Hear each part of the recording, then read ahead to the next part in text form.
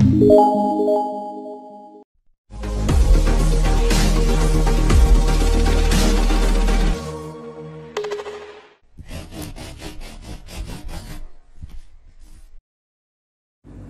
assalamualaikum warahmatullahi wabarakatuh. Di Tolire kali ini kita akan membahas salah satu hal yang sedang tren di tahun 2020, yaitu adanya pilkada. Nah, kita di Maluku Utara ini ada 8 kabupaten kota yang melakukan pilkada. Sesuai regulasi, kalau untuk pilkada, maka dana untuk pilkada itu disediakan oleh Pemda, tidak disediakan oleh pemerintah pusat. Walaupun yang menyelenggarakan pilkada adalah KPU. KPU itu adalah satker di bawah pemerintah pusat. Nah, beda dengan pilpres gitu kan, atau pil legislatif yang DPR pusat. Nah, itu dananya langsung disediakan oleh APBN. Nah, kalau untuk tingkat kabupaten, kota, provinsi disediakan oleh Pemda. Nah, sehingga apa? Sehingga setiap kali ada pilkada pasti ada yang namanya proses hibah. Hibah langsung dari Pemda kepada Pempus. Pempusnya dalam hal ini adalah KPUD. Nah, bagaimana akuntansi terkait hibah langsung? Untuk kali ini mungkin nanti kalau waktunya cukup hibah uang dan hibah barang, tapi untuk kali ini hibah uang dulu saja.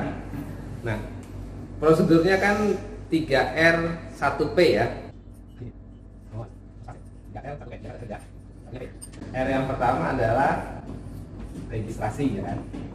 Registrasi apa? Yang diregistrasi adalah hibahnya, perjanjian hibahnya. Jadi perjanjian hibahnya itu dari siapa, nilainya berapa, bentuknya apa, apakah uang atau barang atau jasa. Jadi pertama adalah harus registrasi. Registrasi ini artinya baru komitmen ya, artinya belum ada realisasi uang sama sekali. Nah, di sini karena belum ada realisasi uang, baru komitmen, kita belum melakukan akuntansi, belum ada akuntansinya. Kalau ini bentuk uang ya, hibah uang. Yang kedua adalah kita izin membuka rekening hibah. Jadi R yang kedua itu adalah rekening. Karena kan zaman sekarang kan pasti pakai rekening kan ya, dan rekeningnya terpisah dengan rekening bendahara pengeluaran, namanya rekening hibah. Setelah kita mendapat hibah kan pasti dipakai. Nah, kalau dipakai berarti kita harus ada hibahnya. Nah, sehingga di sini biasanya R yang ketiga adalah revisi hibah. Revisi hibah. Nah, setelah revisi hibah, melakukan kegiatan dengan dana dari hibah, kemudian setelah selesai dilakukan yang terakhir adalah pengesahan. Oke, nah sekarang kita akuntansinya ya. Misalnya ada registrasi hibah bahwa Pemda akan memberikan untuk pilkada hibah uang sebesar misalnya 30 miliar. Oke, pada saat registrasi menandatangani kontrak untuk diregistrasi sebesar 30 miliar, tidak ada jurnal yang dilakukan. Kemudian rekening tidak ada. Ternyata di sini realisasinya dia hanya 25 miliar. Misalnya gitu kan ya. Entah kenapa pokoknya misalkan hanya 25 miliar. Berarti ini beda nih. Perjanjian hibahnya 30 miliar, waktu diregistrasi 30 miliar, ternyata yang diberikan hanya 25 miliar. Oke. Pada saat yang diberikan 25 miliar, 25 miliar ini akan digunakan. Nah, berapakah yang direvisi DIPA? Revisi DIPA-nya berapa? Jawabannya adalah 30. Maksimal sebesar perjanjian hibah. Maksimal 30 miliar. Tapi kan karena uangnya terimanya 25 miliar, ya kita nggak usah mendipakan 30 miliar. Kenapa? Kan pasti nggak akan tercapai kan? Nggak akan tercapai kan? Pasti berarti yang kita dipakan adalah maksimal 25 miliar. Tapi sebetulnya dari 25 miliar ini sebenarnya kita melakukan perhitungan kira-kira yang kita pakai itu berapa. Kalau misalkan yang kira-kira yang terpakai hanya 22 miliar atau 20 miliar, maka yang dipakan berapa? 20 miliar aja gitu. Jadi misalkan ternyata dari 20 miliar yang terpakai kelihatannya cuma 20 miliar gitu. Yang kita dipakan 20 miliar saja. Nggak usah 25 miliar. Kenapa? Karena kalau kita dipakan 25 miliar, artinya nanti akan ada 5 miliar. sisa 5 miliar kan? Nah, sisa 5 miliar itu pengaruhnya kemana? Ke di LRA sebagai persentase realisasi. Nanti persentase realisasi anggarannya susah mencapai 100% atau 95% atau 99%. Hanya gara-gara kita mendipakannya 25 miliar, padahal kita sudah tahu bahwa yang akan kita pakai hanya 20 miliar, kok dipakai 25 miliar? Dipakai dari 20 miliar, sehingga apa? Nanti realisasinya 100%. Nah, bagaimana pengesahannya? Nah, di sini nanti pengesahannya adalah ya pengesahannya 20 miliar ini misalkan terpakai Rp 20M. Maka nanti waktu pengesahannya menggunakan SP2HL, surat perintah pengesahan hibah langsung. Di SP2HL itu ada dua sisi ya, sisi pendapatan dan sisi belanja ya. Nah, sisi pendapatannya di sini pendapatan hibah. Berarti di sini akunnya kepala 4 ya. 43 sekian gitu kan. Di sini 20M. Kemudian di sini belanjanya ya macam-macam. Bisa 52, bisa 53. Ya entah sesuai perjanjian hibahnya atau memang yang kita belanjakan apa. Sorry. Saya salah. Yang pendapatannya berapa? 25 ya, betul. Pendapatannya berarti 25 miliar. Kenapa? Karena kita kan memang terima uangnya 25 miliar kan. Jadi di sini pendapatannya 25 miliar, di sini belanjanya adalah sebesar 20M. Yang 20M adalah pipanya dan belanjanya. Ini pengesahannya 25M dan 20M. Nah, sekarang ini keseluruhan penata usahanya atau pelaksanaannya. Sekarang bagaimana akuntansinya? Nah, akuntansinya di sini ternyata kita menganut sistem aktual. Jadi pada saat kita terima uang sebesar 25M, tapi kita belum melakukan pengesahan, karena antara terima uang dengan pengesahan itu jaraknya bisa lama. Nah, itu kita jurnal. Jadi pada saat terima uang, jurnal di Saiba atau di Sakti, terima Rp 25M. Jurnalnya bentuknya adalah kas lainnya IKL dari hibah pajak yang belum disahkan. Jadi ada kata-kata yang belum disahkan.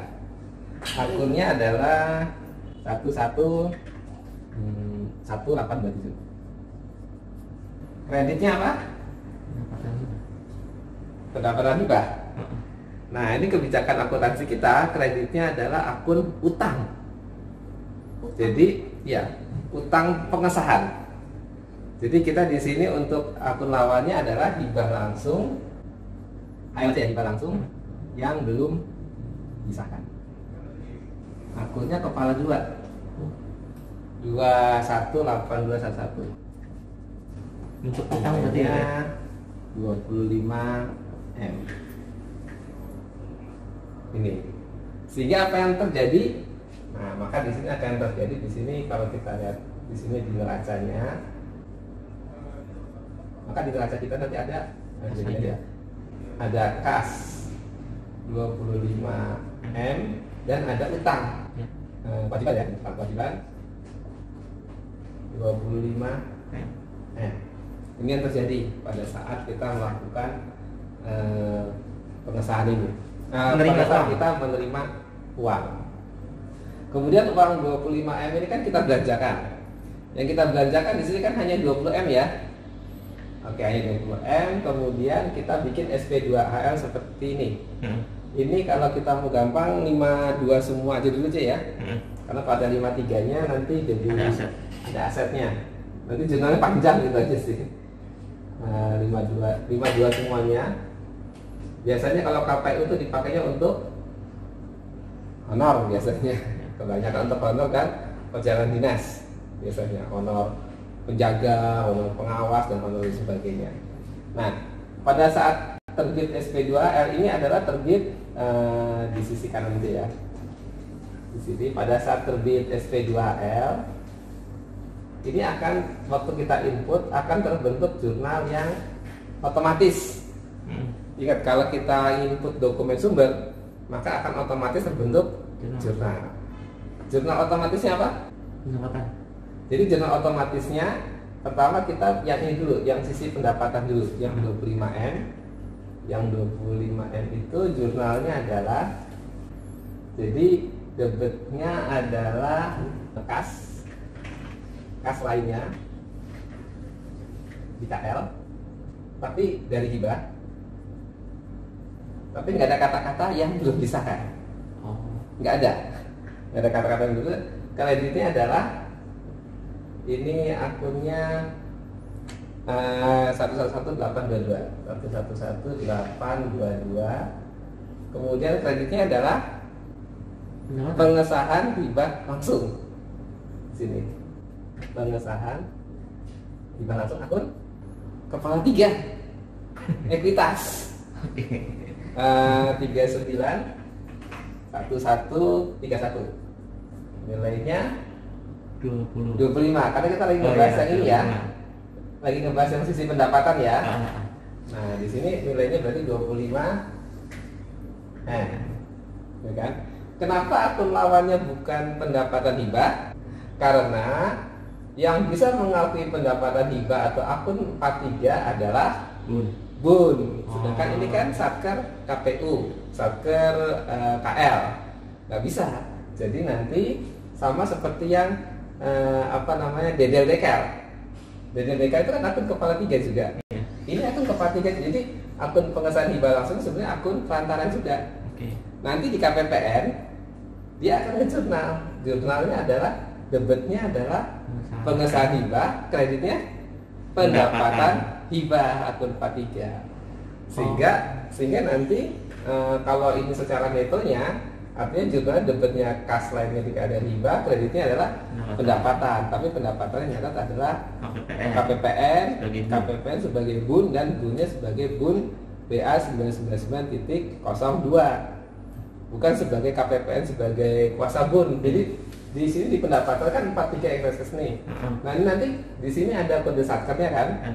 Ada kode BA-nya. Nah kode BA-nya adalah 999.02. 99.02 adalah bun pengelola hibah. Kalau 99.01 bun pengelola utang. 99.05 bun pengelola transfer ke daerah. Jadi nanti yang nyatet bun tapi melalui 9902 bukan KPPN. Ini yang terjadi. Sehingga kalau kita misalkan baru sampai di sini, artinya apa? Di sini kasnya jadi double ya malah ya. Iya.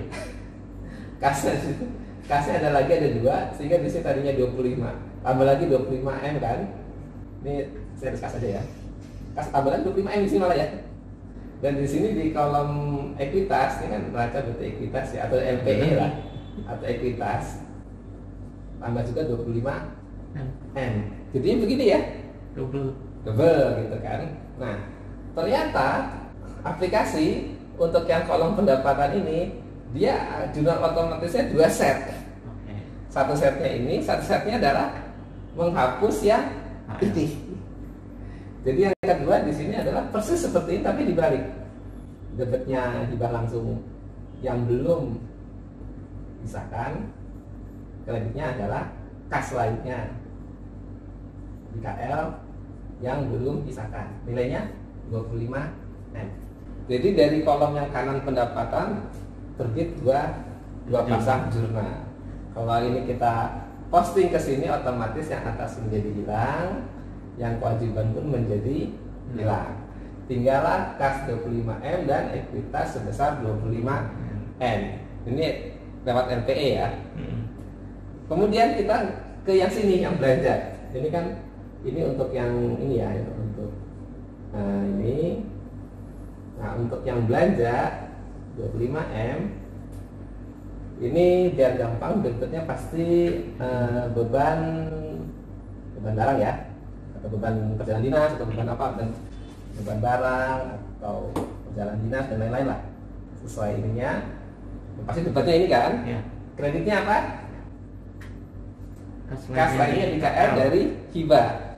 Kas lainnya di KL dari hibah. Nilainya 20. 20 M. Sesuai ini kan? Ya. 20 M. 20 M.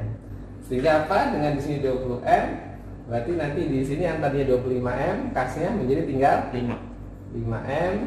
Ekuitasnya tetap. Di sini di LO muncul beban. Beban yang ini ya. Total 20 M. Di sini ada LPE ya. LPE tadi yang hibah langsung, yang hibah pengesahan hibah langsung sebesar 25 M. Ini kan nanti LPE ini kan dari sini juga. Jadi ini jurnal otomatis semua. Ini yang dilakukan oleh KL, jurnal manual. Jadi ini nggak usah di jurnalnya, nggak usah dibalik gitu kan. Ya biarkan saja tetap ada ini karena nanti akan dieliminasi pada saat melakukan pengesahan.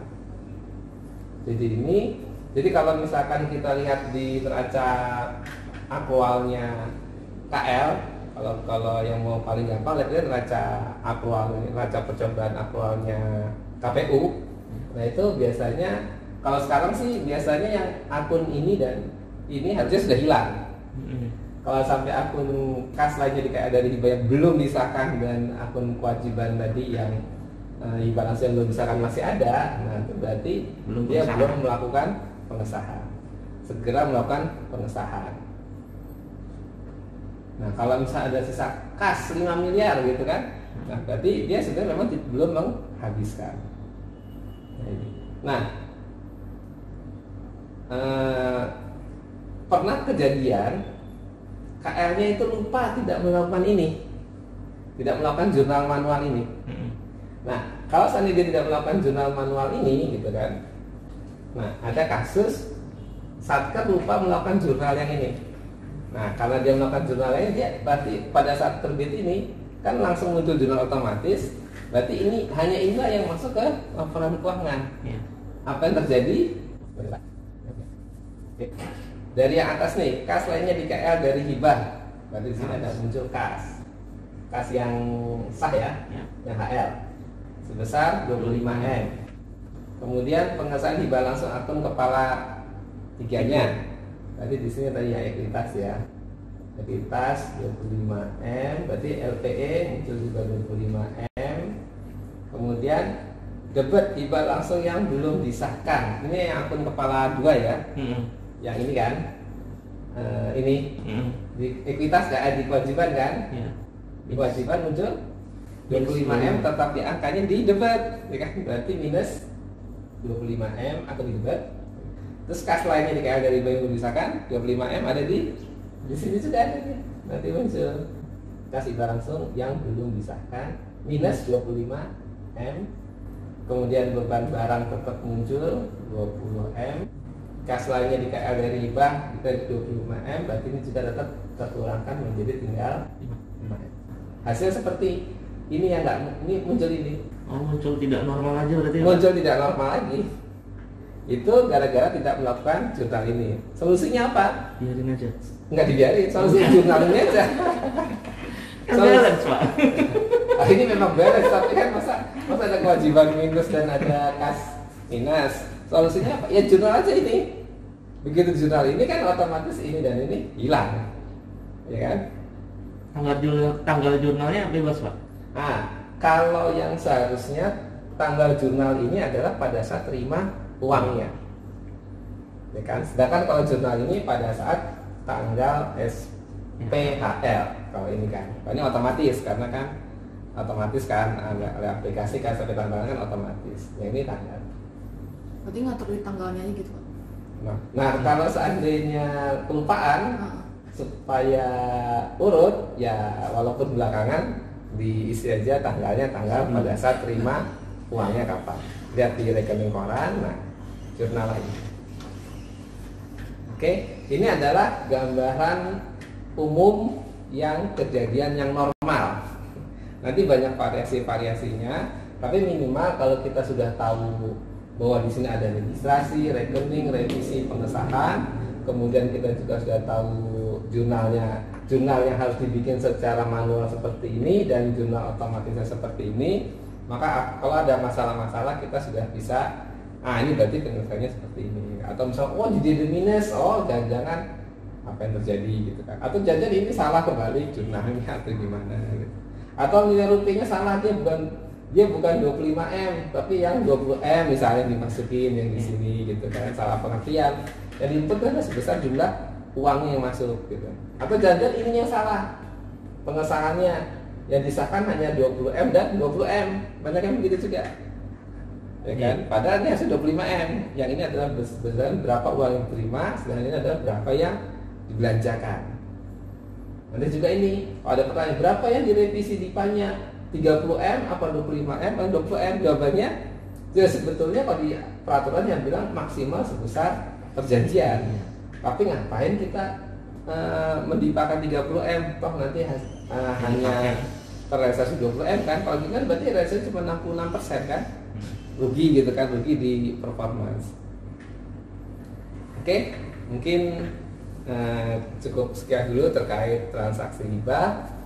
Semoga berguna. Kita akan ketemu lagi di Tolire selanjutnya. Oke, assalamualaikum warahmatullahi wabarakatuh. Waalaikumsalam warahmatullahi wabarakatuh.